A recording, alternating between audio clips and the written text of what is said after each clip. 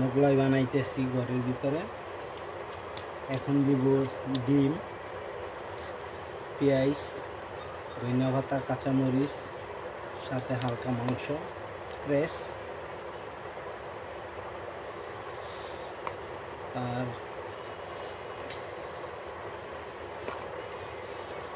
Special Mughlai. তারপরে এখানে দিব মাংসর প্রেস, গোস্তের প্রেস দিব, কিমা ছোট ছোট ইয়া করা, পিস করা। তার সাথে দিব স্পেশাল চিজ।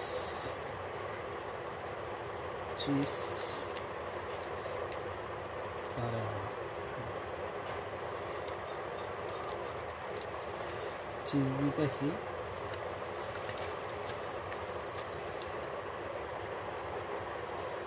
তারপরে এখন এটাকে একসাথে করব।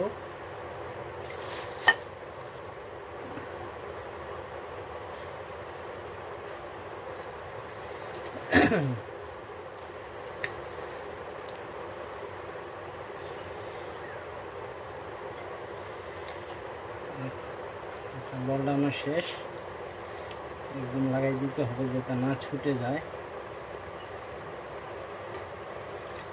হয়েছে, এখন এটা চুলার ভিতরে দিব। আমার মোগলাই এখন আমি দিব কড়াইতে, দিয়ে দিছি। এটাকে এখন 2 মিনিট ভাজবো।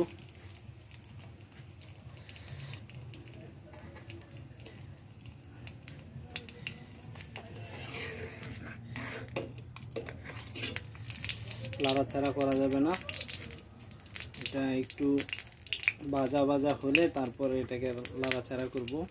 আমার নিজের হাতে মোগলাই, খেতে খুব সুস্বাদু।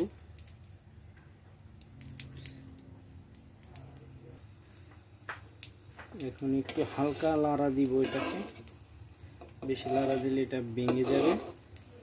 আর আমি যেহেতু এটাকে তেল কম খাই, হালকা তেলে এটাকে ভাজবো, বেশি তেল দেব না, চুপচুপা করবো না, স্বাস্থ্যের জন্য ক্ষতিকর।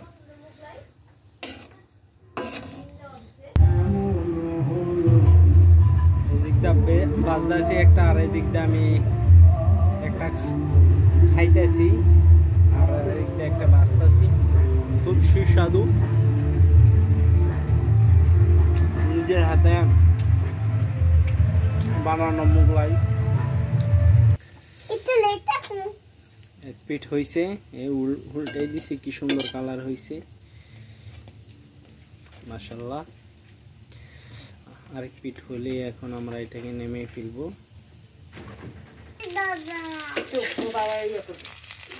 এখন হয়ে গেছে আমার দোনো পিঠ মোগলাইয়ের ফাইনালি। দেখতে পাচ্ছেন দোনো পিঠ হয়ে গেছে আমার। এখন আমি নামাই ফেলবো।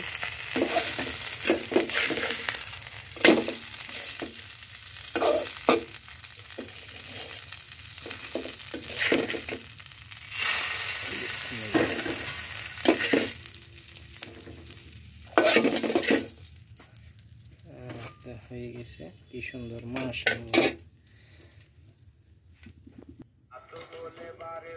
ভীষণ জ্বালা পিনিকে আখড়ায় জমাই মেলা, চোখের নিচে দাগ পড়েছে কালো, বেদনার নীল রঙে নেই যে ভালো, বেঈমান বেঈমান এত বলে বারে বুকে ভীষণ জ্বালা, পিনিকে আখড়ায় জমাই মেলা, চোখের নিচে পাইছি জানো, আগে দেখো